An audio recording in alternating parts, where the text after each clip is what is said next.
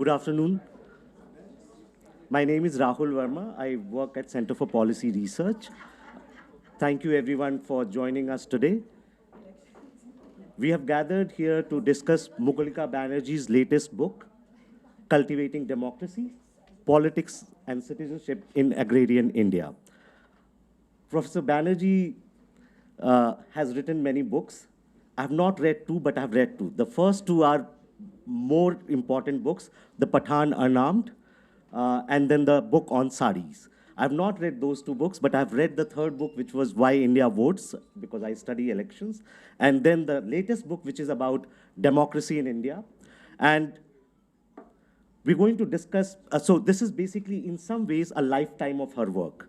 This book basically traces her work in two villages of West Bengal from 1998 to 2013. So for 15 years, she has tracked the developments in those two villages and how democracy basically deepens in the countryside. So let me first invite Professor Banerjee to present her book, and then I'll get other panelists to discuss and comment. Thank you, everyone.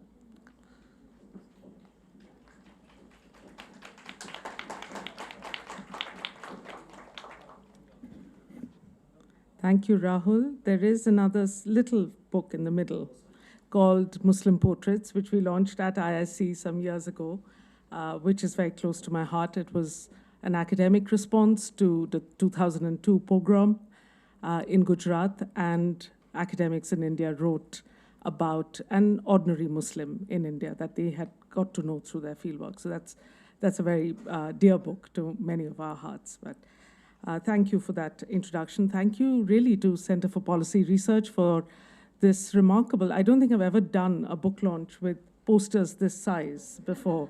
So this is a first for me.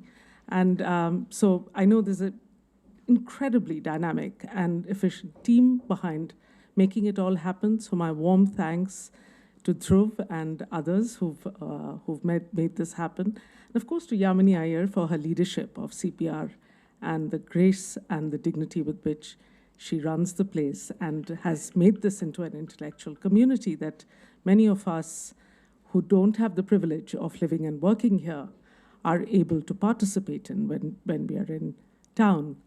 It means a lot. And of course, my wonderful commentators, panelists, whom you will hear. I'm actually really keen and looking forward to this book launch because I want to hear their comments, really. And really, I have to say special thanks to Rajdeep Sardesai, not only because he's the best known face in the room, but also because this is a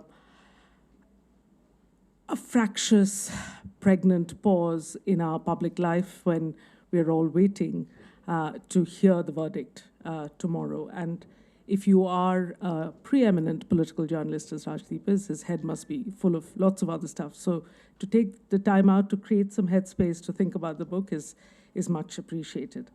Now, what I thought is, the clock's ticking. I've said I'll speak for 10 minutes. I'm going to start the 10 minutes now, right? Not before my thanks. So if that's okay. I will time myself, though. It is, I think when we were thinking of scheduling this moment, it seemed entirely opposite that we should do it in this very liminal period when elections are done, people have finished voting, and we're waiting for the results. And this notion of liminality is very important to the book because it is a moment of possibility, of potentiality, when our imaginations are allowed to run riot, where we can choose to take exit polls seriously or not. I know many people still harbor the imagination of an outcome that maybe has not been predicted. So it is a very fertile moment. So the timing of this discussion is very apposite. And this interleaving of temporalities, of electoral moments and non-electoral moments in a village's life when nothing is happening. There are no elections. I think part of the problem with how we have thought about democracy in India, and certainly for a political anthropologist such as myself, I find it very curious that social scientists study elections only during elections. They study societies and voters only when they go to vote. We know as individuals that when any of us go to vote, whether we decide to vote, how we are going to vote, who we support, is shaped by what has happened in between, right? Since the last election. We are not formed sui generis on the day of election. So if we really want to understand what electoral attitudes and behaviors are about, we need to understand those inter-electoral temporalities. So this book really is, that's the first thing to say, is that it's really an account of a village, as Rahul said, that I've been visiting regularly since 1998. And I've been there for about 9 elections, because there have been Lok Sabha, Vidhan Sabha, Panchayat. And I've also been there for a lot of other festivals. Now, I'm going to talk you through some slides, just so you can visualize some of the key messages of the book. That's what this 10 minutes, 5 minutes is going to be about. 3 points, just to, my big brother Yogendra Yadav is in the room, and he always makes 3 points. Have you noticed? Whatever the question, he says, I have 3 points. So I've learned to do that, because my daughter keeps telling me that he gets it right. You must learn to make 3 points. I've made 3 points, at least the first slide. The first one is democracy. When a political anthropologist studies democracy, we look at democratic institutions, and we also look at democratic culture. One without the other is meaningless. Secondly, this 15-year period that the book covers, 1998 to 2013, has a very important electoral story. It has a very important story of agriculture, of paddy cultivation, and it has a very important story of Islam, because Islam itself and the practice of Islam, of how to be Muslim in Bengal, in India, itself changed.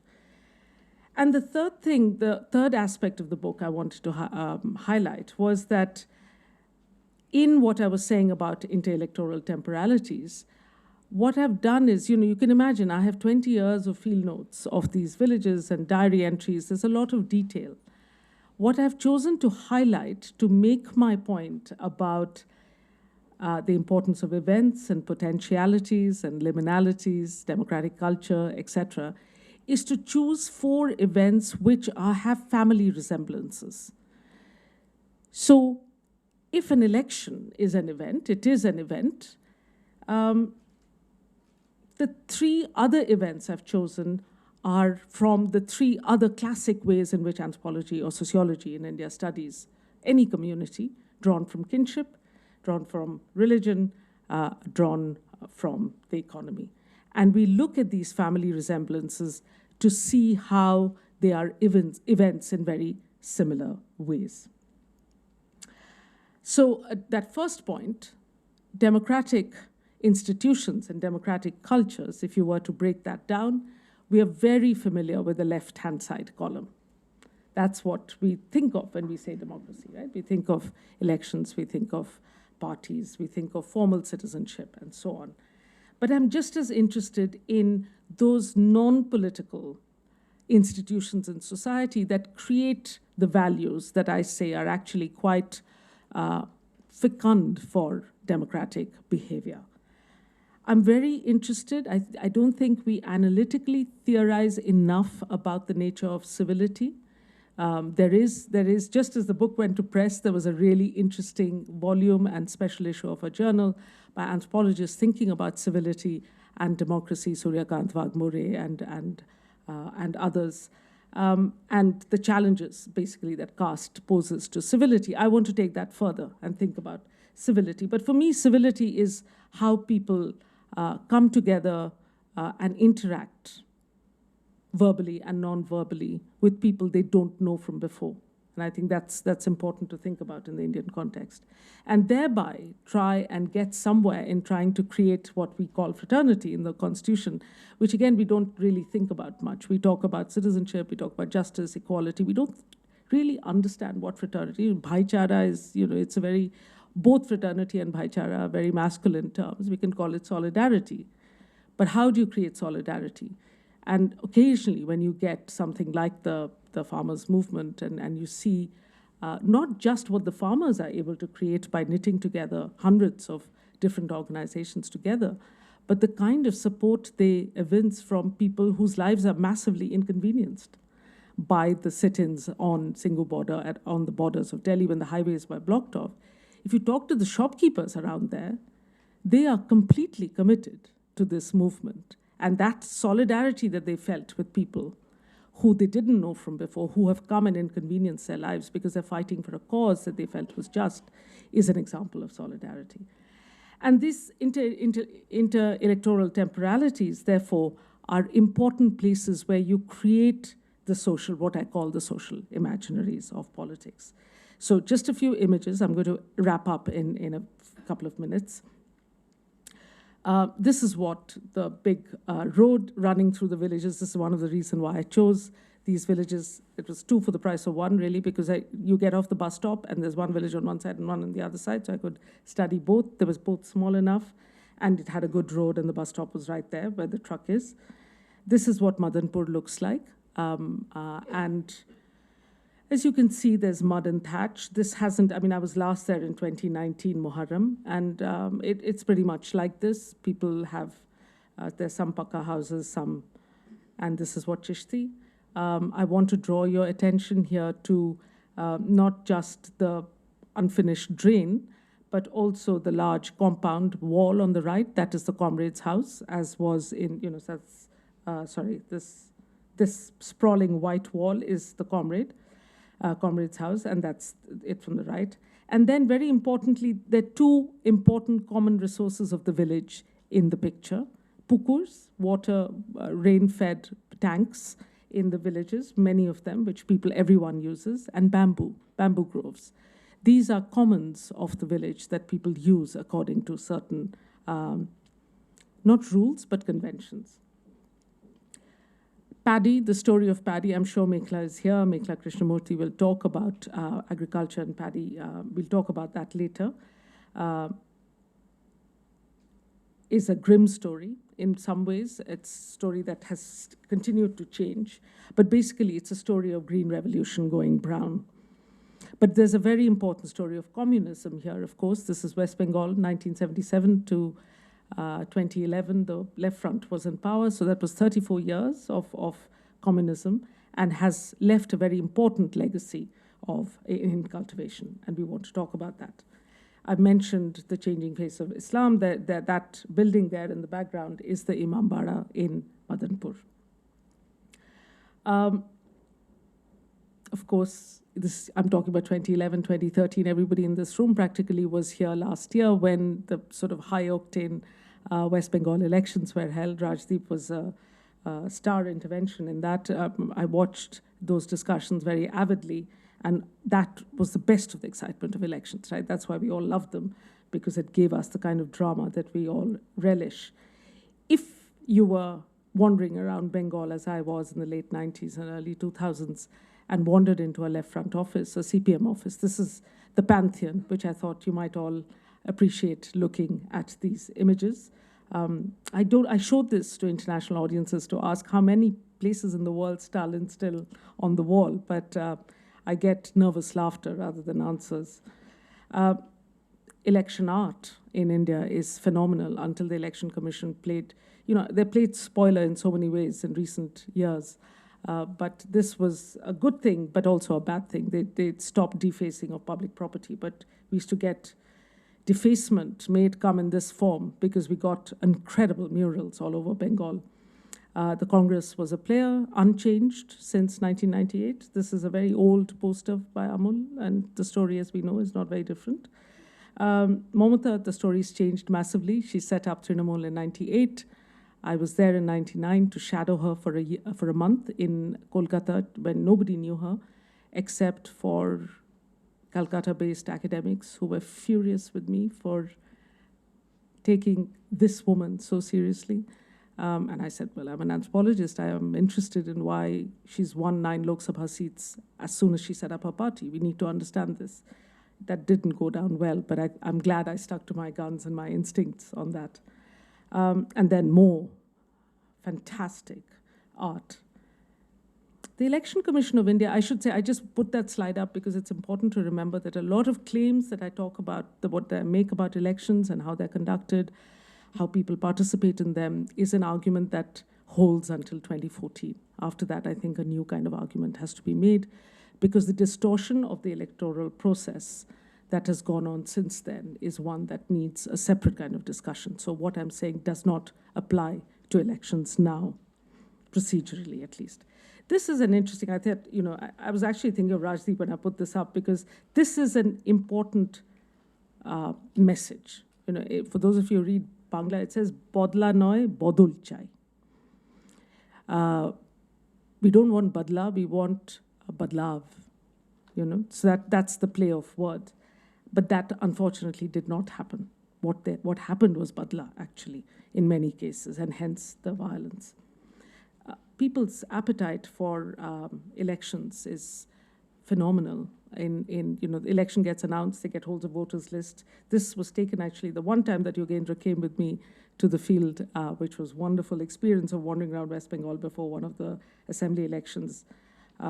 We saw this scene, I don't know whether you remember, but this of people just huddling over, checking that their name is on the list. And then they show up to vote in their best saris. You mentioned my sari book, but one of the clues of learning to understand how important elections were to people is when I noticed that women always had one best sari. And I had seen them wearing it at weddings, I had seen them wearing it at Eid, and then I landed up for the first election, and they were wearing the same best sari, and I realized that's how important an election is. So this is really a summary of the points. I won't talk you through them. It's, I'm a teacher at heart, so I do conclusions but I'm sure the audience here has retained everything I've said already. But the word social imaginaries is important because I borrow it from Charles Taylor, who's, I like the term because it captures two things. The importance of the social, which as a sociologist I'm very committed to, but also of the imagination. And I think those two things are important. Now, finally, okay, 2 slides, if I may have, Yamini, 2 more minutes. This is not a very attractive slide. I'm sorry, it's a lot of just boring text, but it's important. I just thought I would make up something to show you how in the book, the ethnographic meat of the book is 4 events, right? Like I said, from kinship, it's a scandal. From the economy, it's the harvest. From religion, it is Qurbani. And from politics, it's an election. And my argument is that in each event creates fairly generic values, because that's what rituals do. They create values. They reattach our commitment. They make certain values more desirable. And that's why they're repeated. So every year when we celebrate something, whatever it is, our birthdays or Republic Day, we are reattaching our commitment to something. So this is a list, really, of what each event does. This is at exactly the wrong, where I can't read it, but my reading glasses obviously are not going to help it, so let me just get it from here.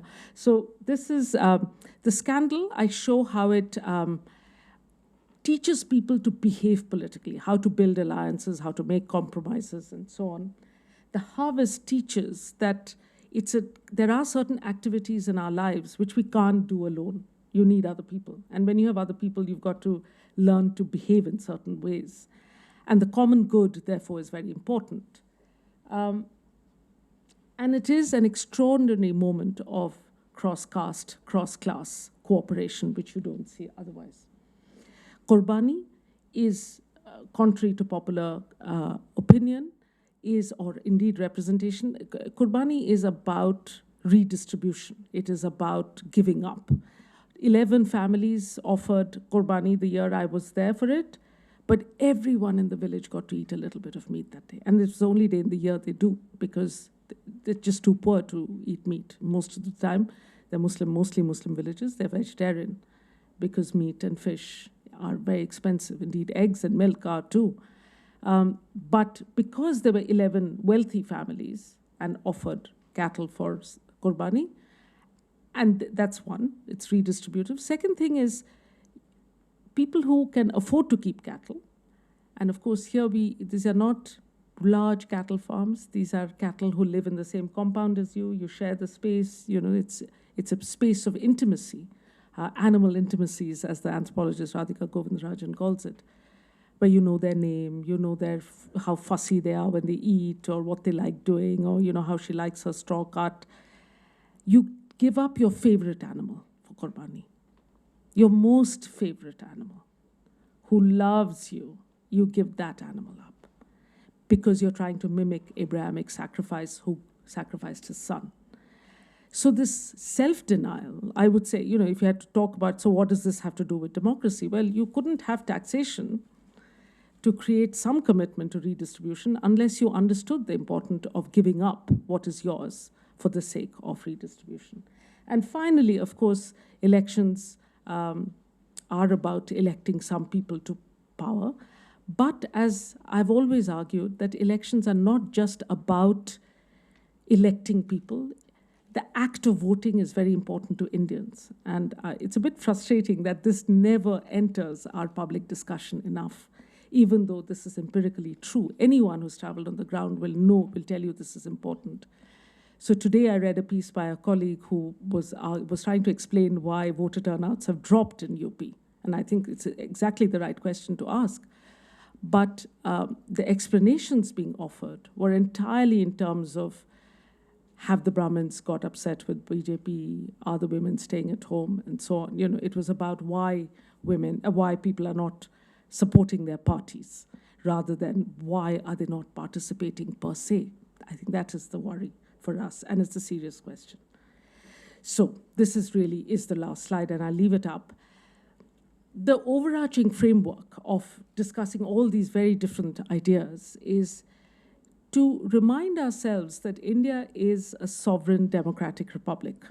We say these words, they trip off our tongue very easily, but we talk about Indian democracy without ever talking about Indian republics. What is republicanism? What is republic? What is the word republic doing in the description of India? And I have quite a long discussion of that in the final chapter of the book, where basically I point out that the reason why, and this was entirely Ambedkar's pushing this inclusion of the word republic, because he is thinking very much, he says in his memoirs that his most favorite teacher of all time was John Dewey in Columbia. And John Dewey is your classic Tocquevillian philosopher in America, who thinks about democracy as democratic culture. And he says there's no point having political democracy of elections and institutional democracy if you're not creating economic and social democracy, or what I call democratic culture. And that word republic really is capturing that aspect of what kind of democracy we have in social life in between elections. Thank you. I'll stop there.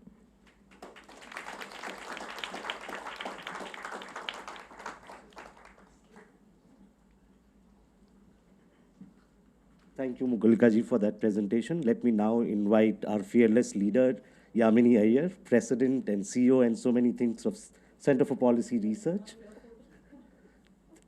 And Rajdeep Sardesai, as Mukulika ji mentioned, is the best known face in the audience. He has written 2 good books on elections. If you haven't read, you should read his book on 2014 and 2019 elections. Yamini, will you continue after this?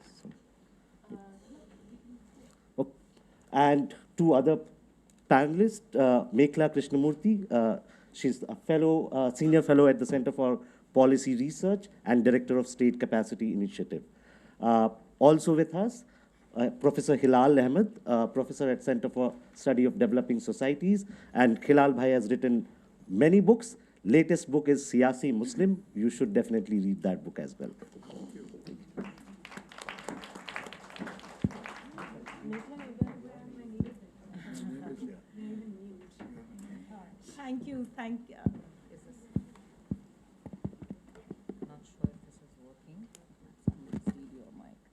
Thank you. Thank you, Rahul. And on behalf of the Center for Policy Research, a very warm welcome to all of you here in IIC. there is a seamless transition between the Center for Policy Research building and the India International Center in non-COVID times. And I like to take credit for the fact that CPR brings the age average down in IIC quite often, as we have done, I hope, today too. But in the last 2 years, there have been very few people at the CPR building, and we haven't had the opportunity to move them all here either. And thanks to Mukulika, it feels like there couldn't be a better moment to welcome the good old days of getting away from that god-awful Zoom room into a wonderful seminar room and having a real conversation. This moment is special, not just because we are all here in a room together, but because we have the opportunity to celebrate your book, Mukulika, through the pandemic, through some of the toughest times of the pandemic. Mukulika's book and many of our conversations about life in the pandemic and how we were coping revolved around a lot of your book. And completing the book was also inspiring for all of us, especially in moments where we would feel exhausted and tired. It served as a reminder of how important it is to stay true to one's intellectual work, to stay true to what one has learned, and ensure that even in difficult times, that these contributions are relevant, important, and must continue. But Mukulika, your work has also been an inspiration for all of us at CPR over the many years. Many of us have worked with you, read you, learned from you, and hopefully brought some of what we've learned from you into our work. And I think I certainly hope I can take some credit for bringing anthropologists into public policy, and bringing political scientists into public policy, and then making them political anthropologists along the way. Or at least that's what we aspire to. So your intellectual work has been very defining for all of us at CPR. And I would like to start our conversation today really by asking you just that. You spent 20 years going back to the same site, studying, learning, engaging. And you took what you learned from there to theorize more broadly about the nature of our politics, the nature of our society, the nature of our polity. Very often in discourse on public policy, we are always asked about where the data is, what your sample size is. You also know that you've probably made a good point when somebody in government says your sample size is all wrong. That means you've obviously hit the right heart of the issue. But there's very little sort of patience for deep ethnographic work. And increasingly now, frankly, in our study of politics and our study of elections and our study of democracy. And I think that in some ways that robs us of a lot of insight, which your book has reminded us of a lot. So I wondered if you could just request you to start us off in our conversation today by walking us through your journey over these last 20 years. What brought you to West Bengal, from Pakistan, in fact, from the northwest frontier, to West Bengal, back to your homeland in a sense, and what kept you going repeatedly to learn about the unfolding of democracy in its everyday? Thank you, Yamini, and thank you for such a, it's praise I don't deserve, but thank you for saying it. I promise I'm not going to mention Yogendra again, but since he's here today, it's very nice to be able to recognize the importance of the work that Lokniti did in the 1990s. And when they, in CSTS, they set up and revitalized the tradition of surveys of Indian political, not just elections, but also political attitudes in India. I had just, in fact, come back, finished Pakistan, my fieldwork in Pakistan. The book was nearly done, and stopped in Delhi as my family's here, my older sister's here. We found, thanks to their survey, that poor, illiterate, rural Indians are likely to vote more than urban, educated, upper caste men. Right? This was the broad trend. And I remember asking Yogendra, that sounds really exciting. Why is this happening? And he said, we don't know. This is a correlation. We can suggest explanations, but if you really want a robust explanation, you need to study this. And we need qualitative work. We need an ethnographer to do this. This is not what political scientists do. And I just reached that stage where I'd finished the work on the Pathans, on the Khuda Khidmatkar movement. I was looking for the next project. Going back to Pakistan was virtually impossible. So I was looking for a project in India. And this seemed like a really exciting one. So it got me started. And then, it meant I thought it would be really methodologically innovative to try and study ethnographically a place that had been surveyed. So I begged them, which they never do. They don't give you the raw data of which villages had been in the sample, but they gave it to me. And I went and visited all the villages in West Bengal that the survey had covered, 20 places. And they were all wonderfully interesting places. But I chose Madanpur and Chishti, or the villages that I call Madanpur and Chishti, because they were easily accessible. I knew I was coming from London every time. And I could get to them quickly, but also because they perfectly exemplified the correlation that I was so curious to understand. This was a poor, mostly adult illiteracy was very high, Muslim village that had 90% plus voter turnout in every election. And I just thought, I have to get to know these people to understand what's going on. And so that was, what got me started. But when you don't, I never had a sabbatical or a year off to go and do this research. So I was always doing this in between teaching in London. So I was always here during vacations. And so I always had short, intense month or so, a few weeks here, a few weeks there. And in those days in Bengal, you couldn't talk about politics. You could talk about anything, but you couldn't talk about politics. I couldn't ask them about politics. People were terrified. That is what it was, living when the Left Front was at its height. The word in Bangla is Shontrash, terror. It's like the reign of terror we talk about in France. That's what it felt like. People were, and they thought I had been sent by the party. Somebody thought somebody had sent me from the government. Why was I there? They would start spreading rumors about who I was. They would say I had a mobile phone. This book is so old. This is before mobile phones were. When I first went, they said, no, you've got a phone in your bag. You are reporting every night. It took a lot of time to build trust. But in a funny way, because I had to keep going away and coming back, every time I came back, there was a little bit more reassurance. They thought, okay, she's really committed to this. And it took a good few years until the scandal happened, that I write about, where the comrade for the first time had overstepped a red line. And people had put up with all kinds of nonsense from the comrade. And this was a red line. And once he had then people began to find the courage. So then they began to talk to me. But, even then it was like in a May afternoon, imagine when it's 50 degrees outside.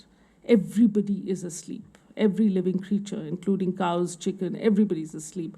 At that point, we would crawl into the smallest little nook of the hut where there was no windows, and people would whisper their secrets about the comrade to me. It took a lot to learn how politics, what Shantrash looked like on the ground, and what Doipayan Bhattacharya calls party society, what it actually meant on the ground.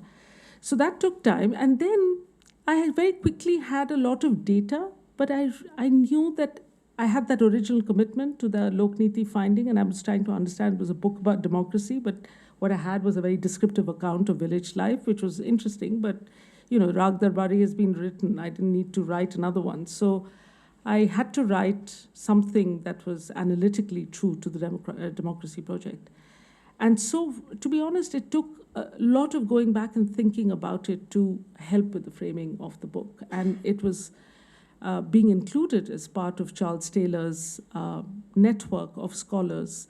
And Rajiv Bhargav is here. I just saw him somewhere, and being welcomed by them has been intellectually very, very, that provides the framing. The Charles Taylor social imaginaries use here, that has been important. And then, I was trained at the Delhi School of Economics, where Jeet Oberoi taught us, and he was trained at the Manchester School of Anthropology by Max Gluckman himself. And so we read Max Gluckman. we thought about what writing about society, what situation analysis looked like. These are traditions that, even though this Manchester is in the UK, in most UK anthropology departments, people don't teach this stuff because they don't like it, or it's not the hegemonic way of thinking about. So I think that bit of the training came together with Charles Taylor's work and the group's work very well and provided. So I think books like this, or maybe I'm just a slow learner, but it takes sometimes things take time to stew and cook and pickle, before you can write about them. Well, I think in that stewing and cooking and pickling, you came to the heart of, I think, what we all need to debate a lot more, worry about a lot more, about when we talk about democracy in contemporary India. This distinction you make between democracy and the republic, or rather your repeated reminder to the reader, which is at the heart of your argument. It struck me when I was reading it and it was around Republic Day actually, and my children had been told by their school that they must put on the television and watch the parade, how much in popular imagination for the average Indian, the word republic is very much about the celebration of the state, not the celebration of the citizenry as a republic, and its evolution and emergence as a democratic citizenry. So much of what you describe in your book reminds me of perhaps somewhere in our public discourse we may have even lost the ability to articulate genuinely what a republic is. Can I ask you to reflect a little bit more on how you've seen the evolution of active citizenship through both the formal processes of democracy, but also some of the everyday events that you have described, maybe elaborating for us a little bit on one of those 4 events. There's not enough time for all 4 before we open up to our panelists. Okay, thank you. I think that's a great formulation, Yamini. That's exactly right. Republic Day is about the state, the way it is done here, and the might, the violence of the state. They are wonderfully colorful. We love our army cantonments, but it's about the violence of the state, and it's legitimate violence, but the MiGs and the uniforms and that's what it's a spectacle to awe us. There is very little reflection on, it's a showcasing of India's diversity, yes, and we have discussions about that, but really it's not about what the citizen should be doing. And if it's okay, I might not elaborate it too much more than what I've already said. I think I've anticipated the question a little bit, except to make one observation, which is that the aspect of republic that, the summary is that you can't have a good democracy without having a good republic. Because in a good republic, citizens are active citizens. They don't just vote and forget about things. They hold their elected representatives to account. They try and assess the truth. They ask for information. They ask to understand processes. They want to know why certain laws have been passed, whether the courts are functioning as they should, where the media is getting their stories. The media should be getting those stories out. That is what what being an active citizen, what being a citizen in a democracy is about. And what worries, this is true of India, but it's not only India. There's a degeneration of democracy across the world, and I think it's this process that has been severely challenged, where instead of this kind of vigilant citizenship, we have vigilantism.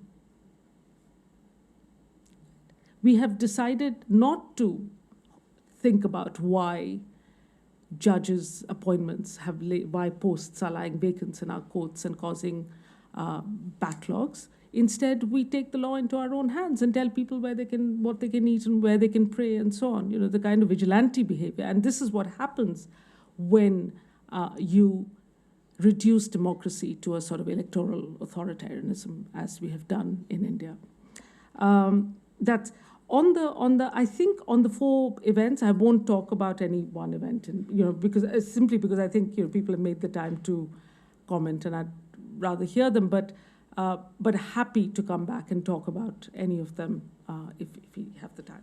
Thanks, Mukulika. There's a beautiful little, you open your concluding chapter with a beautiful story about a school teacher actually genuinely teaching Don't students. tell them anymore. They'll never buy the book. Go and buy the book. Okay, Rajdeep, let me come to you. We have learned more about the formal processes of democracy and particularly politics from you over the last many decades, and learned how to study and understand elections and look at elections. In fact, both not just about who wins and loses, but the processes through which an election campaign unfolds, how politicians speak to their voters, how that relationship builds, and you've documented this in more ways than one, analyzed this in more ways than one. How do you look at a book like this, which takes you beyond elections into the everyday life of democracy and into how citizens begin to articulate values of democracy, not always in very obvious ways, but also it also highlights some of the limits of democracy and democratic values. So it would be very interesting for us to get your perspective on where you see a book like this sort of sit in our current discourse on democracy, elections, politics. Thanks. Thank you very much, Yamini. And let me at the very outset make an honest confession. When Mukulika first told me to come and speak at this book discussion, and Rahul also knows about it, my first reaction was, I am the odd man out, odd person out. In a gathering of academics, intellectuals, sociologists, political scientists, anthropologists, what is a journalist doing?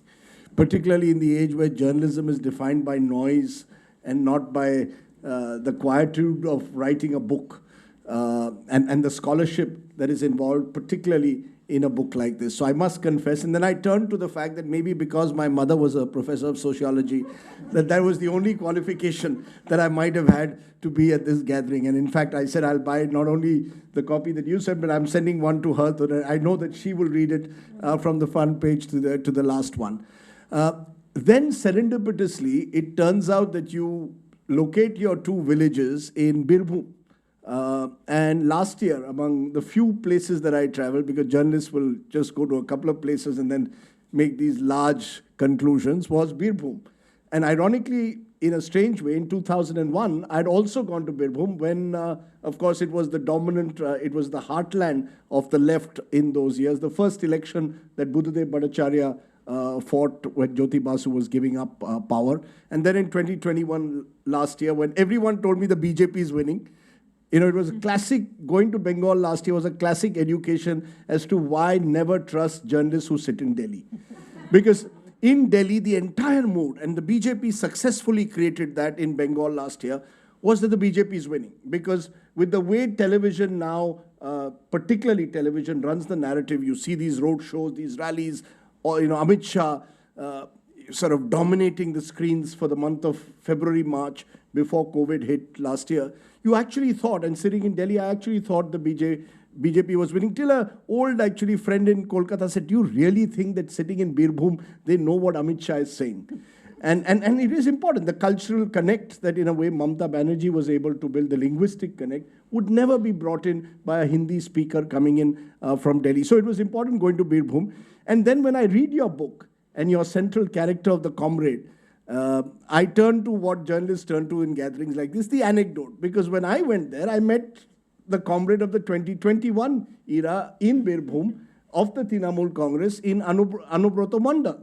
So what the comrade is in your book in the village, Anubrata Mandal is today to the Trinamool Congress. He's the dominating figure, the domineering figure of Birbhum.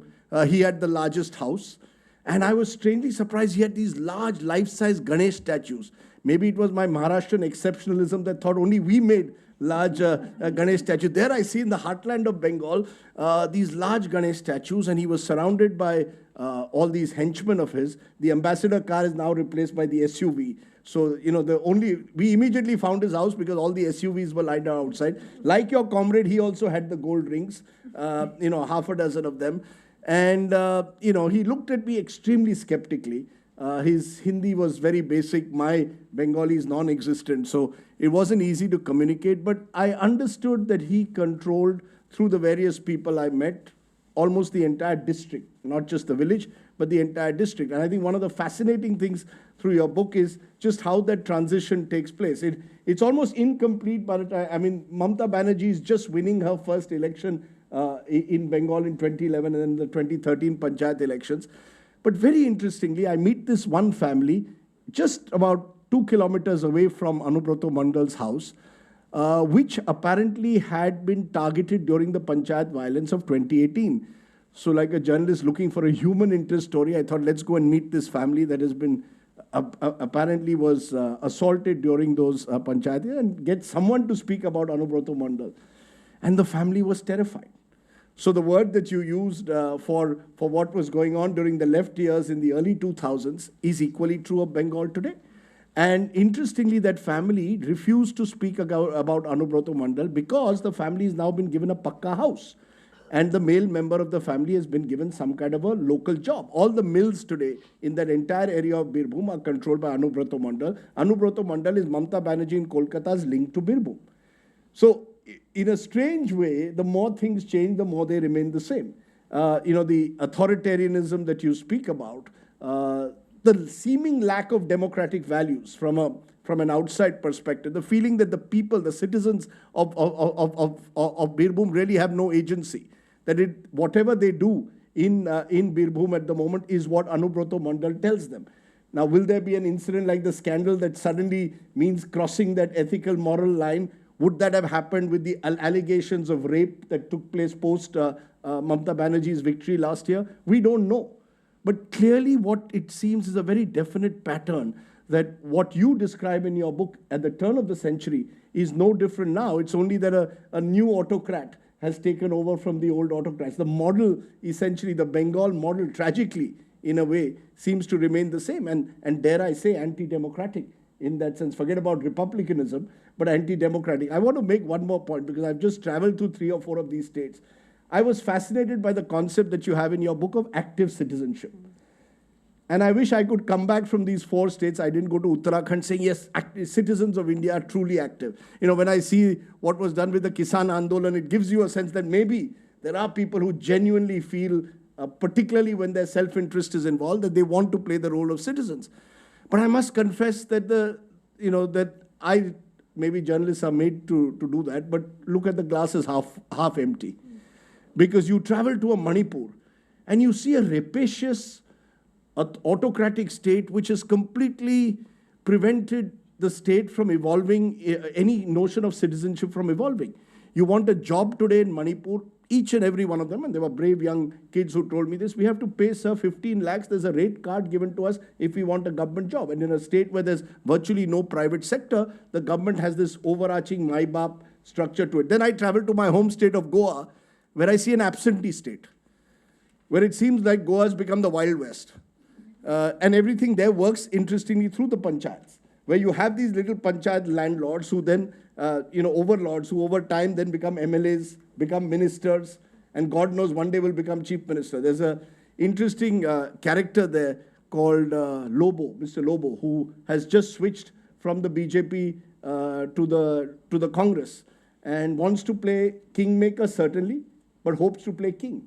He was a panchayat headman till about 10 years ago. So the transition from being a panchayat headman to a potential chief minister can take 10 years because there are no checks and balances at all today in Goan society. No one to tell him that this is an ethical red line that you cannot cross. Any land deal that you want today in North Goa, and tragically all Delhiites are going to North Goa, or the elite Delhiites looking for land and thereby inflating prices, all have to go through Mr. Lobo and his henchmen. He's gone to Souza Lobo, which is an iconic restaurant there, threatened the owner openly through his henchmen, all Delhiites, some guy called Arora. There's always an Arora or someone out there. And and between Mr. Lobo and Arora, they bridge the North Goa and Delhi North Goa divide. But they are taking over parcels of land with no checks and balances again. So where is the active citizenship? The issue that I thought that, I really would like to, I wish I was as hopeful as you are. Your book filled me with hope. After a depressing 1 month traveling around these states, thinking about why is it that people, and I'll leave with this, why is it that people in Uttar Pradesh who will tell me महंगाई, will tell me sir वो आवारा पशु तो है, sir वो Covid के time पे तो कोई आया नहीं, सर बेटे के पास नौकरी नहीं है, वोट किसको दोगे? सर अब क्या करें सर, वोट तो शायद बीजेपी को दे दें. And I saw this in 2019, which was in the aftermath of Balakot, Pulwama. So I thought there was maybe that, there was a certain nationalism, Desh Bhakti. But now, after 2 years of COVID, you still think the same way? And then it makes me wonder, what is your notion of active citizenship that gives you perhaps the ability to choose independently of what your village society is thinking? So I came back, I must confess, feeling a little depressed, feeling that we are at a moment where democratic values seem to matter less. Notions of fraternity, civility, which you so beautifully describe in your book, don't seem to be actually working on the ground in the Hindi heartland or in Goa or Manipur. But maybe Bengal is different. One of the Bengal politicians from the Trinamool Congress, because Trinamool Congress from Bengal has gone to Goa, rings me up and says, how does one deal with Goa politicians? I said, why? Because, she said that one of them came to her asking for a certain amount of money if he had to switch from a particular party to the Trinamool. And he said then the same person went to another person, to the Congress party, and said, I will switch. If this person is promising me 10, you promise me 15, I'll switch. And I thought it was lakhs. He said, no, sir, it's now become crores. So it just makes you wonder, the nature of our politics. So I'm sorry to put that, but as I said, your book is filling us with hope that maybe Bengal has more politically conscious citizens. I thought it was fascinating you've chosen a society dominated by Muslims in the times in which we live. I think that is a huge contribution that you make. But Maji, another of your central characters, could well be in Uttar Pradesh a Panna Pramukh, going with his 60 names that he has to make sure vote for the BJP in this election. And therefore, your book is a half-full book. My exploration, unfortunately, is half-empty. And I hope that the twain can meet sooner rather than later. Mukulika, I know you want to respond to that, but I'm going to pose a question to both of you. Rajdeep, as you say, in the electoral choices that the citizens of India may or may not be making, a sense of that active citizenship is actually missing. Yet, the act of voting, which is a fundamental core of what makes you a citizen, remains alive even in the context of voter turnouts going down. How do you see that? And why is it, and Mukulika, that's also where some of your previous work sort of started out, where you reminded us how, in that beautiful picture you showed there too of all the women in their finest saris out to vote as one of the most fundamental, foundational expressions of genuinely what it means to be a citizen emerging. So how do we square these two, one as an act of hope and agency, and another an act of individual action framed perhaps by lots of other factors, but doesn't necessarily represent values of fraternity, of civility, of solidarity? Very quickly, again using Goa as an example, between 2017 and 22, 26 of Goa's 40 MLAs defected change parties. All of them who then subsequently contested for re-election, all won. What does that say? You can go and vote. You can go and vote as many times as Mukulika says you'll go vote for, but you're voting for the same people who are brazenly immoral. And I then wonder, and maybe Mukulika can take, maybe voting patterns in this country are increasingly linked to this access to state resources and programs. Are thoda ration mil gaya. That's enough for me. This whole Labharti concept that the BJP has wonderfully packaged, almost as if welfareism didn't exist in this country before 2014. हमने Labharti community बना दी है, जिसका photograph Facebook पे आ जाता है कि वो ration packet के साथ मोदी's पिक्चर या योगी's पिक्चर या फेसबुक पर somebody showed me, सर मेरा फेसबुक पर है with some local leader of theirs. Now I'm just wondering whether when that's the basis for your voting patterns, then what should we really be celebrating the idea that you just go and sort of put out a vote there? But Mukulika, just on that point too, if you can reflect on the difference between citizen as an active claimant of welfare versus citizen as a passive recipient of welfare. I think it's very important to the current discourse, if you could reflect on that as well. Okay, I can't, I'll do my best. Let me,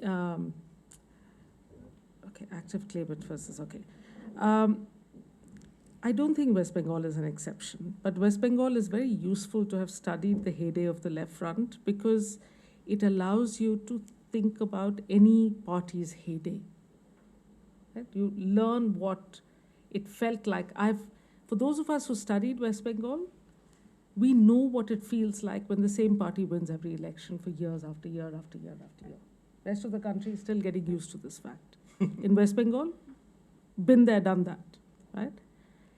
In that, what was interesting to see was, and Neelan Sarkar is here, we've worked on this together. You look at vote shares of people during the left front years. Congress was polling 40% of the vote. Now, if elections work properly, even when you know your party is not going to win, at that stage, the only opposition party was Congress before Trinamool was formed. Even when you don't know your party is going to win, you vote for it because it's your party. And you go to vote because it is important.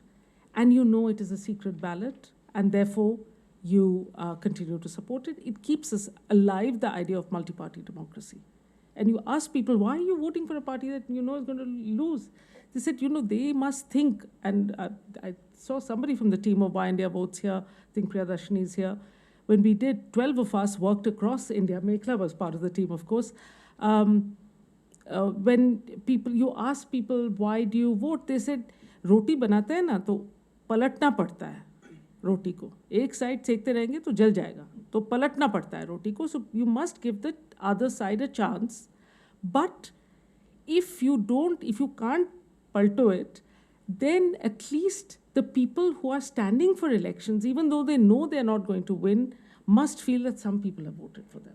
Right? So there are ways in which, so when I talk about citizenship at election time, it's also not just voting for who you support and getting people you want to win, but also supporting some basic ideas of democratic contests, such as multi-party, not having a one-party hegemony.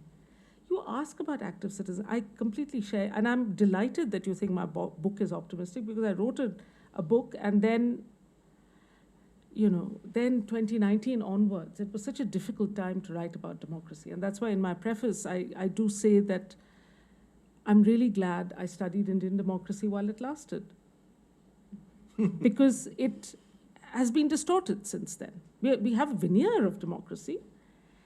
And therefore, all these, the current brouhaha over, who are the West to tell us whether we have democratic standards, I think that's absolutely right. There are no clear democratic standards anywhere. India should not be compared to other democracies. India should be compared to her own democratic record. 5 years ago, 10 years ago, 15 years ago, what was India doing on certain things? And are we getting better or are we getting worse? This is not about international standards. This is about India's own standards. Now, active citizenship, therefore, is not, the point you're making about politicians, Rajdeep, is the point that every voter all over India tells you. They are venal, right? They are scum. Politicians are, you're just exchanging one lot of rascals for another.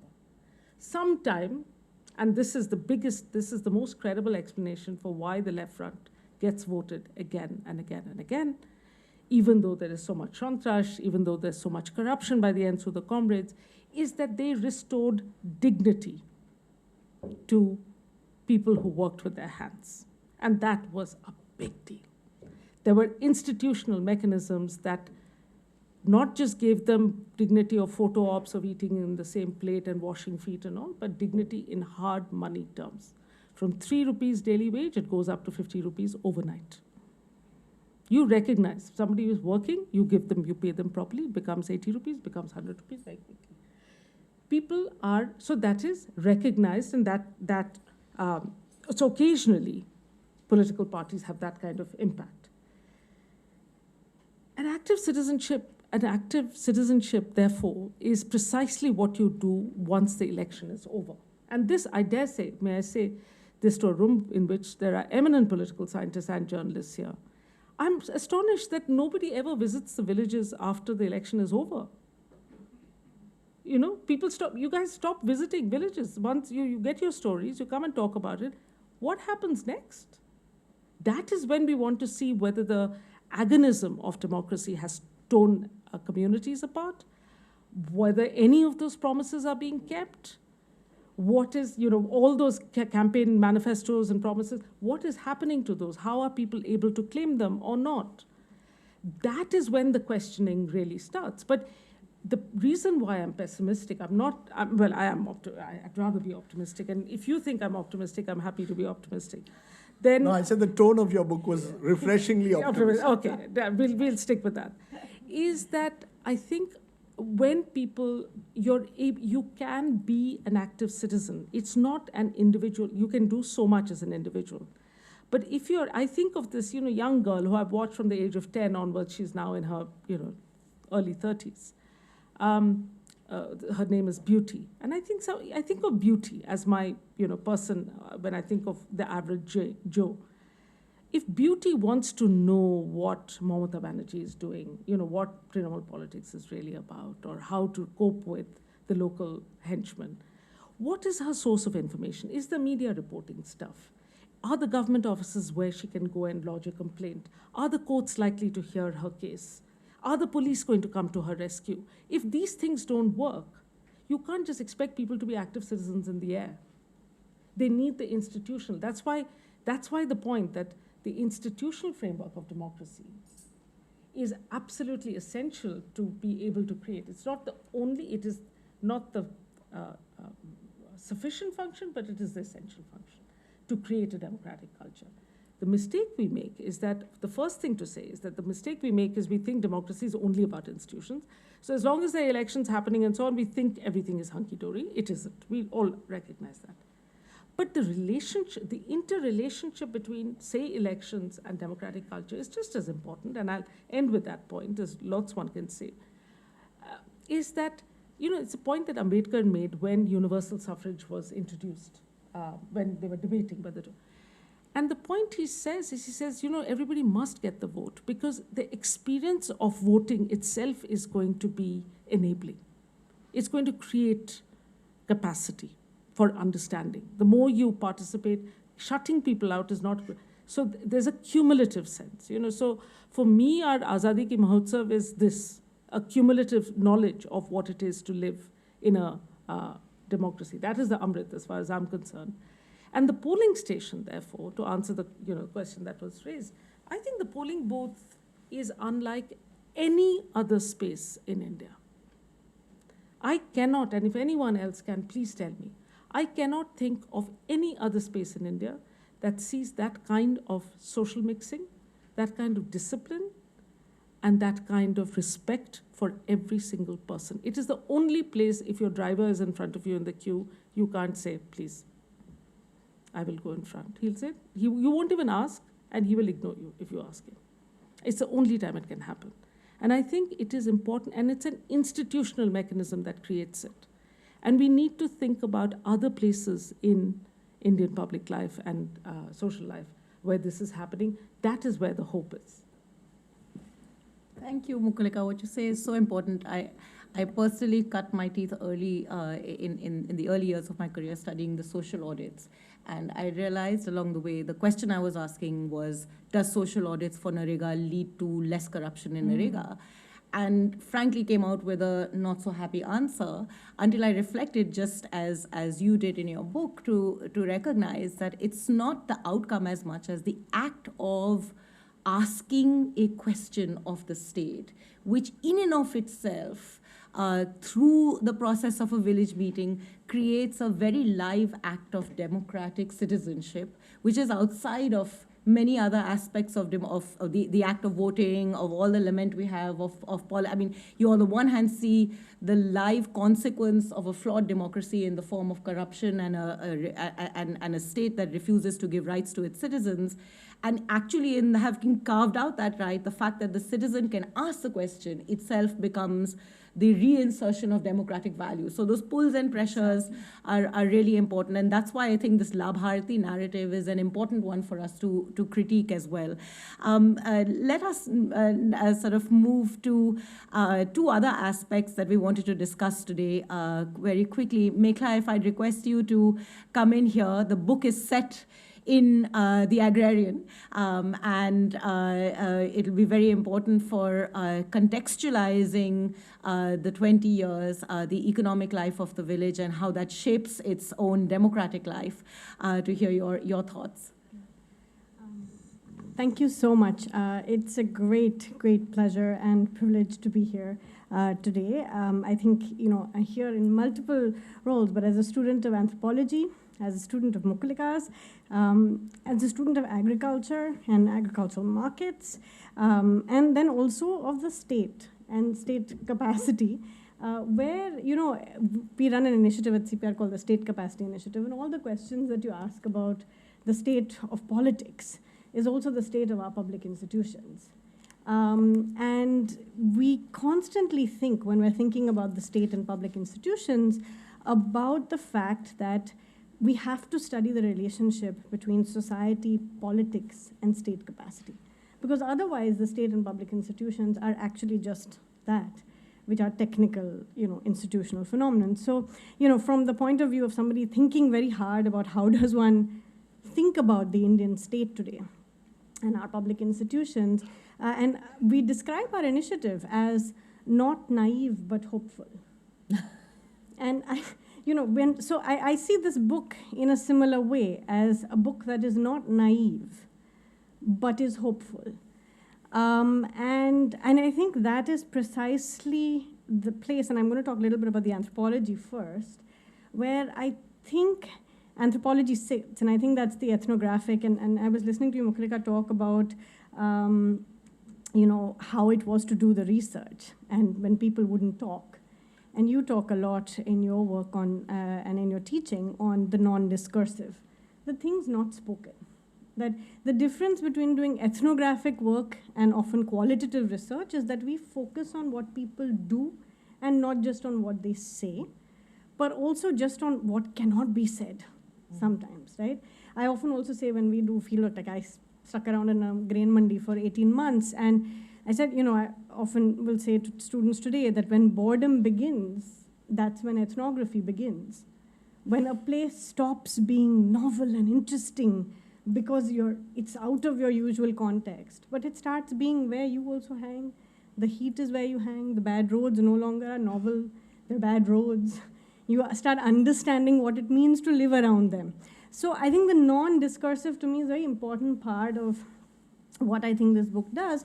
But so is optimism, and I am your student, but I remember when I finished my thesis, which was on a grain mandi that transformed over time and for a period of time worked like a grain mandi should work. And I was told by somebody who read it in anthropology, he said, oh, Mekhala, this is not going to be popular. It's far too optimistic. You have no future in this now our discipline, thankfully, is coming back with some optimism. Anthropology is returning with it, but he said, you're so optimistic. And I said, it's not that Harda Mandi or any other Mandi will always work. It is that it can work, that it could work. For a period of time, it worked. And in some senses, I think the book is about, and you talk about it too, is about the possible. And I think what imagination is about the possible. So to me, the idea is, to even be able to say that we make choices. And I think this is why so much of our work in the State Capacity Initiative is about norms and values of bureaucrats, of frontline workers, of citizens, is because the imagination matters. And if there's one tension, and I'm coming to the Agrarian, but I wanted to go the other way around a little bit because of the conversation that has already happened, is that I think Mukulika sometimes in the book also, and whenever we have discussed it, I've often said this, that the violence is all around. It's not just with the comrade. It's actually everywhere. Yeah. The possibility of things going terribly wrong is everywhere, and more often than not, it does. It's not a good outcome, right? But I think, somewhere in the book, there's this idea of agonism versus collaboration. That competition, there's competition, but there's also the possibility of collaboration. And I think it's an and, not an or. And I think that, again, is there in the everydayness. That it's not hypocrisy when you see that they're saying something and they're doing something else. That is actually very normal in human life, right? When people say, but they said something, they did something else, I often think, but that's all of us did it. I said something I would do before this talk, and then I did something else also. And all of us will do it. We often do this. We say something and we do something. We're not going to be the same person everywhere. And that virtuality is actually part of being human. So I think in that sense, to me, what is exciting about social imaginaries is the possibility. And this is where agriculture comes in so centrally, because of course you talk about grain and paddy. But I think, there's an old history here, and we talk about agrarian and anthropology, where we've often said that, some of the old anthropological texts posited that, paddy growing groups were a lot more collaborative than wheat growers, because of the nature of paddy cultivation, paddy transplantation, the way you needed to coordinate at the time of harvest. But there's a certain determinism to it, right? When we say that, like certain civilizations, certain types of irrigation produced different kinds of states. We know this, like, different sorts of irrigation systems, centralized bureaucracy. Irrigation bureaucracy was one of those old things. But what I think is so exciting about this book and some of the new work in anthropology is that it's not deterministic, right? It doesn't assume that paddy cultivation is likely to lead to more cooperation per se, right? But it takes the thing seriously.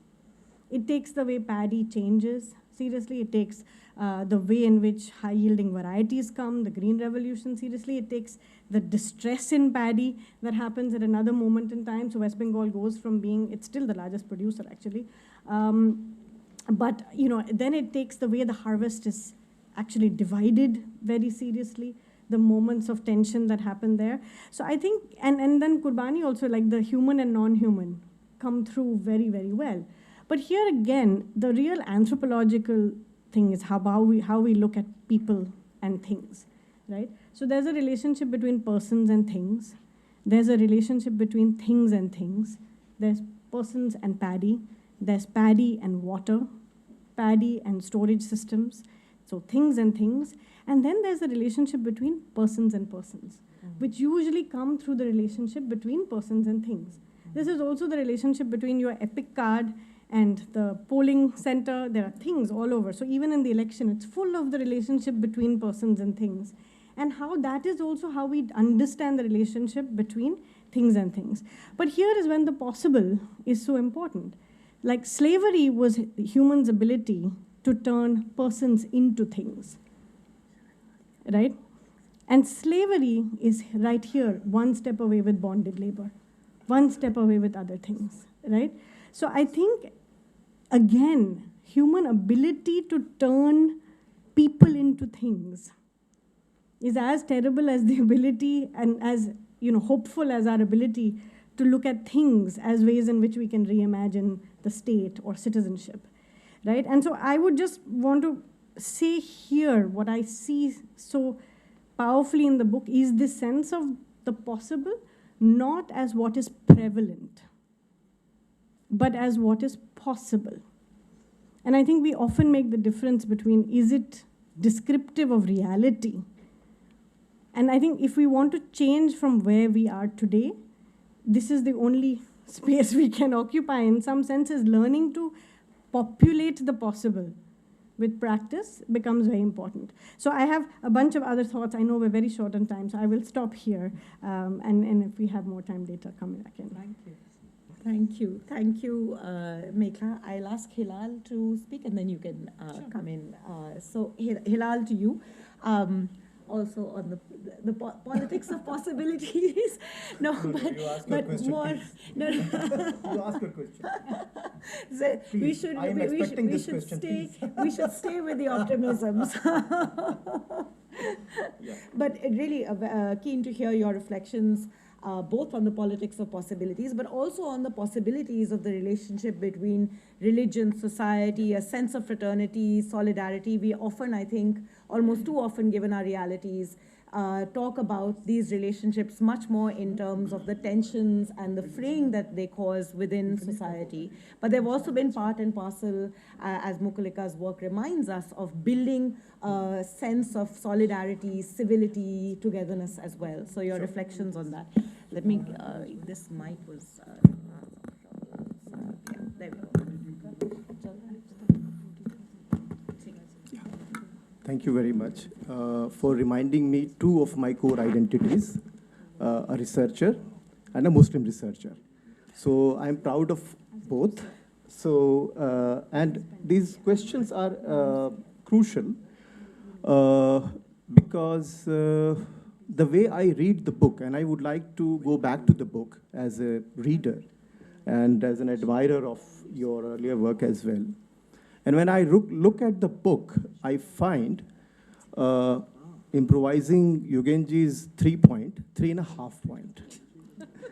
So the first, no, half point is important. Then I'll come to the religion part, because there is a fascinating story in the book about the way in which religiosity can be understood and the manner in which Islam as a static religion is always seen, and there is a need to question that static imagination. I'll come back to that point later, because that's the main question. But I begin with these 3 points. The first point is obviously conceptual. What is the conceptual takeaway of the book? And in my view, this book actually takes us away from the two dominant explanations which are given to us these days. One, sab kuch changa hai, sab changa si. And the second is index is down, getting down. Democratic index is getting down. I think this book conceptually reminds us that there is a possibility to go back to the grassroots and extract political ideas that are there and reconstruct them to nurture a new narrative of politics. That's the optimism. So we need not to get into half full, half half, Rajdeep. There is a possibility to think beyond half. So to get back to the grassroots and get the political ideas that are emerging. That's the first conceptual takeaway that is offered to us in the book. Now the second part is the methodological part. The book starts with the big picture, takes us again to the grassroots at the bottom level of society. But unlike other sociologists and anthropologists, it does not stop there.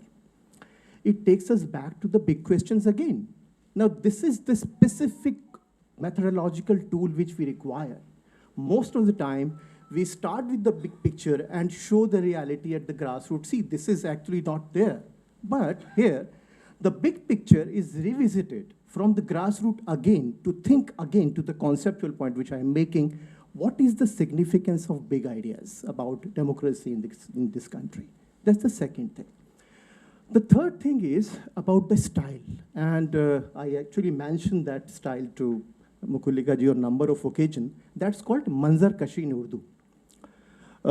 Hindi में कहते हैं वृत्तांत को खींचना. You feel as if you are sitting there. That's the beauty of her writing. You go there, you see that as if the Qurbani is happening in front of you. And then she actually forces you to draw your own conclusion. I'm glad you mentioned Rag Darbari. And it also reminds me Gora as well. In both Rag Darbari and Gora, there is one thing that is clear.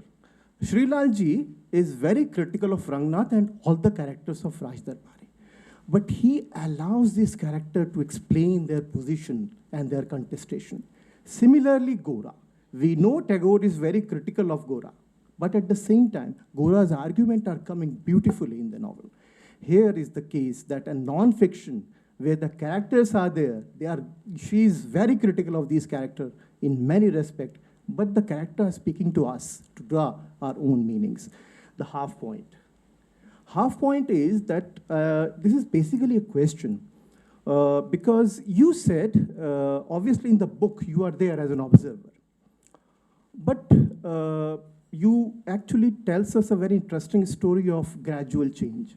But these changes are also affecting you as a researcher. So your meanings of democracy would also be changed.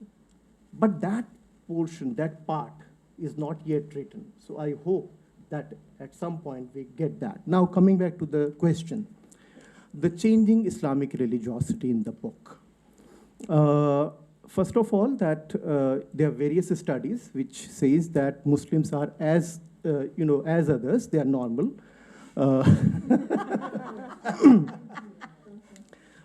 They practice their religion the way the other do. And most importantly, they are not the most religious people in this country.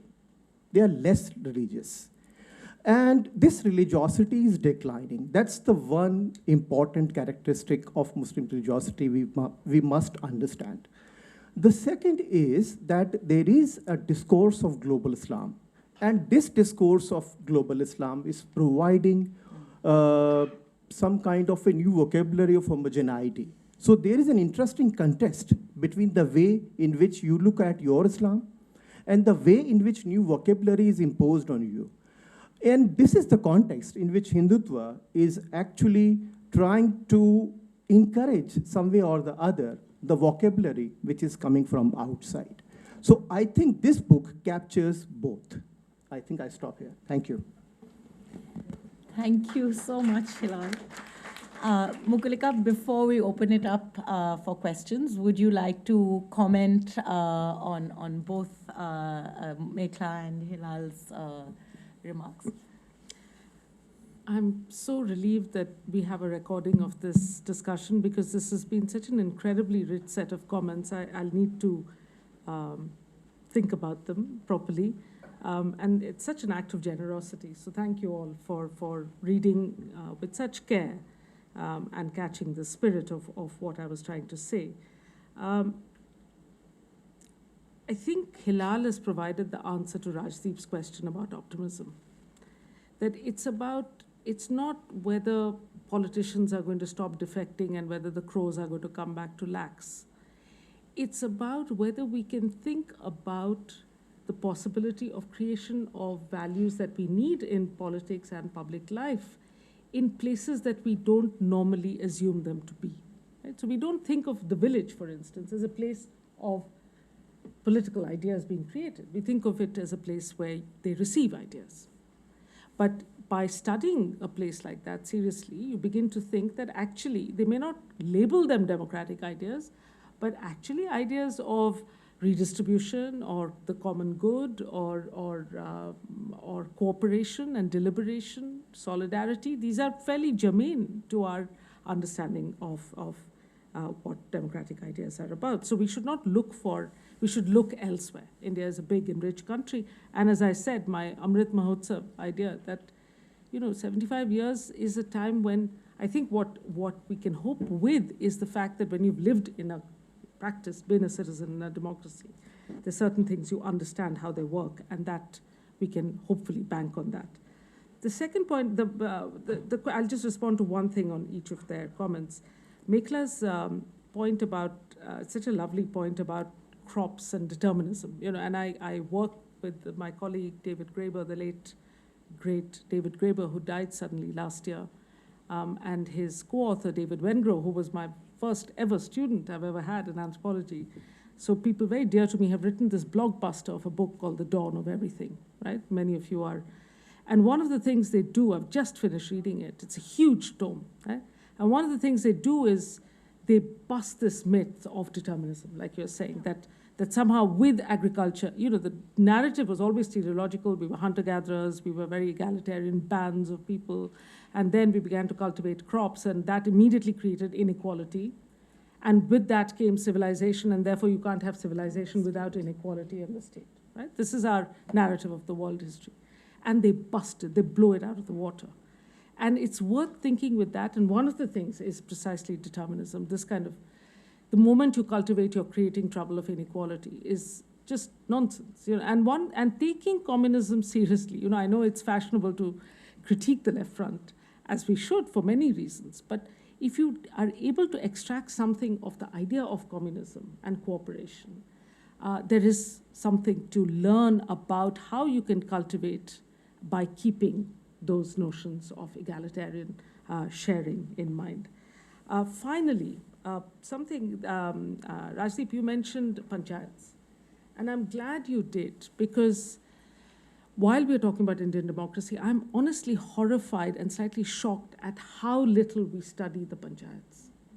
Most people in this room might not know that the Election Commission of India doesn't conduct panchayat elections, for instance. So all that we know about elections and how they're conducted just completely fall away. Every state has its own thing of the State Election Commission. And yet, as that initial Lokniti survey showed us, participation in panchayat elections is the highest. For ordinary people, panchayat elections is the most important election. Turnouts are the highest. What is Gilles Venier was in the room, his recent piece on women in UP elections. I mean, it's wonderful evidence of how women enter politics, because at the panchayat level, there's 33% reservation.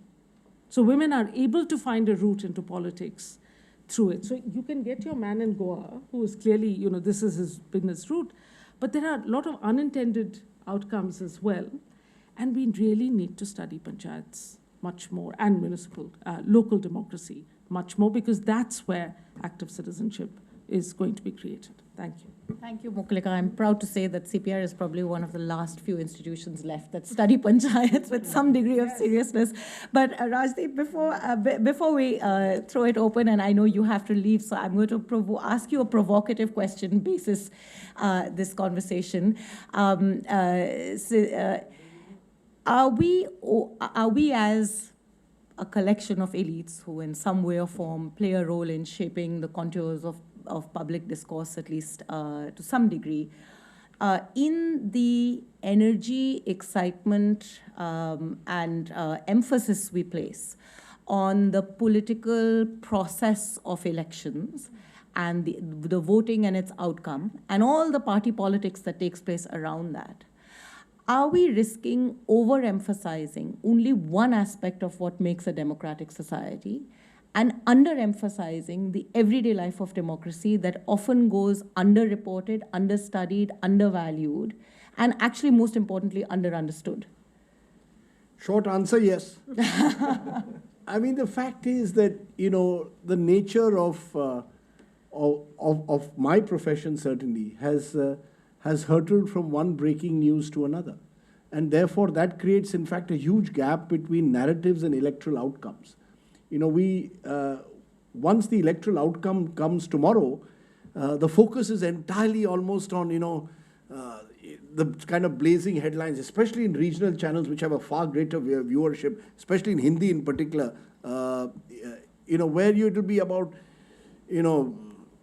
Aaj ka Sikandar or whatever, Jo Jeeta wo Sikandar kind of thing. Everything else is forgotten. It's almost as if 6 months ago, the fact that bodies were found floating in the Ganga during COVID times, the fact that UP and indeed Punjab in particular has one of the highest unemployment rates, vaccination programs have done very poorly, health and education. In fact, I believe if AAP wins tomorrow, one of the reasons they're winning in Punjab is because of the appalling state of health and education, and the fact that AAP has sold the Delhi model to Punjab in a state where corruption exists of a scale which is frightening. I mean, what has happened in the last 20 years in Punjab, 10 years of Congress and 10 years of the Akalis. But I fear that we will not go back to those villages. I think we need in journalism, perhaps those who do the long form journalism to go back to places and find out why things happen. The question of why is increasingly not addressed in journalism. It's about what has happened. You're there, here and now. This is what has happened. We get obsessed with the numbers, particularly in political journalism, and we don't ask why. Why have things changed in the manner they have? And maybe if we answer that, we'll find a clue. Just to say, to be fair to Mamata Banerjee, and maybe linked to Mukulika's book, is perhaps women's participation in Bengal, the fact that you have India's first woman chief minister, is making slowly a difference. It won't happen overnight, but you could sense that. And where the distinction came between what I saw in Delhi before the election and when I went to Bengal, and why I felt Mamta was winning, was when you actually met women. And women are increasingly the critical vote bank of our elections. I think if tomorrow the verdict is the way it is, particularly in Uttar Pradesh, if there was one factor that's going to decide that election, it's the Mahila vote bank. And I think the clever politicians have understood this 20 years ago. Jayalalitha was perhaps the first to recognize that. And over time, but again, I think it will require us to go back and then speak to those women, understand how their lives actually change. But you're right, 33% reservation for women in panchayats is making a huge difference in different parts of the country. And interestingly, and a final point, the BJP's rise in Uttar Pradesh, when they won that 2014 Lok Sabha, the effort they put in 2015 panchayat is something which is today paying them the kind of dividends in 2022, which other parties, especially the so-called grand old party, completely missed the plot. They didn't recognize, they went from, MLA banna hai, minister banna hai, forgot that you've got to first start by becoming a sarpanch before you can possibly move on. And the BJP invested a lot of their political capital in that 2015 panchayat election of UP, which is why I think they are now the dominant party of the state. That's right. Amit Shah had that panchayat se parliament tak. That's right. The two Ps, since that's the nature of our vocabulary these days. Well, thanks, Rajdeep, and all our panelists. We've become a little rusty about what it means to do in-person events and didn't keep a good enough time check. So it appears as though IIC needs a room soon, and we don't have enough time for many questions, but I've requested just a couple. So if 2 or 3 of you who have burning questions could keep them short, and we will have tea after, so there is time to interact more with Mukulika and engage more with our panelists as well. But many apologies for not managing the time as well as we should have. I'm blaming everything on COVID these days, so bad time management is COVID too. So go ahead and then. Oh, certainly. Good evening to all. Well, I am Medha Tushti, a student at Janki Devi Memorial College. And I just have a question regarding the panchayat part. I wanted to ask that as you talked about the reservation that is 33% for women, if you have seen this, I would say an OTT platform which I came across this issue that which was a panchayat. It was, it was a very famous web series that it talked that during the elections, the face is women. But when she wins the election, the part is done by the, the work is done by the male. So you could please shed light on that, that how can we tackle that? So, yeah. Okay, there are 2 questions. So we'll take you because the mic is right there, and then. Thank you, Professor Mukulika. My question is regarding this optimism of cultivating democracy.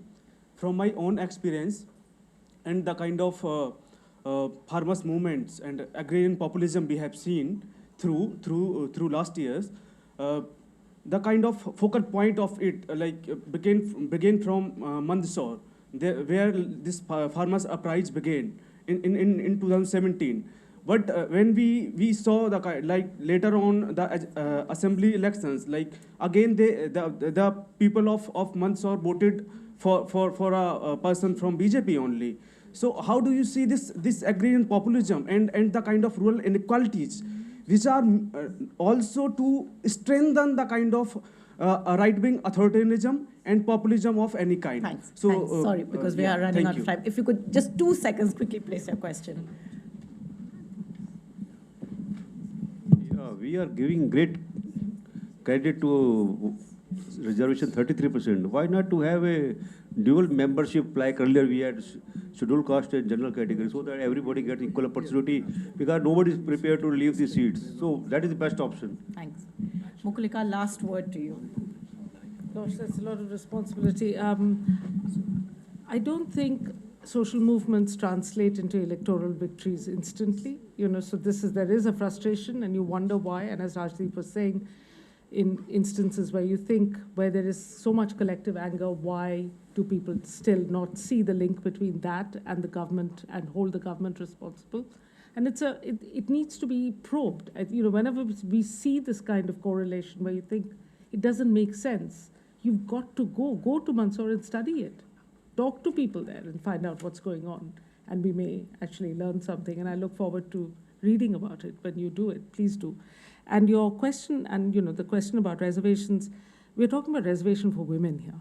Right? The amount of work that TCPD has been doing in putting out the Center for Political Data that have been putting out on looking at women's representation in Indian elected assemblies across the board is, if you think of any random low number, you can divide it by 2 and it'll be even lower than that. It is an appallingly minority representation of women in India.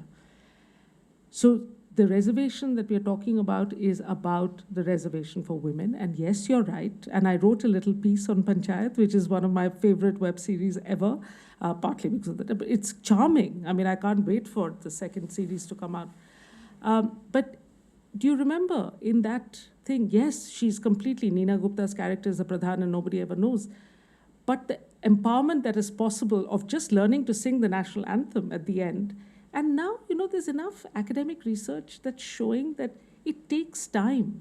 The Pradhan Pati is giving away, the women are taking ownership of this. And, we have the editor of Seminar magazine here in the room. And next month in April, the entire issue of Seminar is focused on looking at women in Indian politics with a fantastic collection of, many of the authors are in the room and on the stage. So look out for that. And CPR plays a pretty seminal, starring role in it, as it should. So we can talk more later. Thank you. Well, thank you. Thank you very much, Mukulika, for giving us this opportunity to celebrate your book and celebrate democracy even in difficult times. And thanks to the audience for your patient listening. And apologies again for not having enough time for questions, but hopefully we can do so over tea. So please do join us. Thank you. Thank you. Okay, we're going to do We never did this. Yes, exactly. Gosh, really? Yeah, we should. Oh, you don't have it. You can share. I have a really. Okay. Oh, look at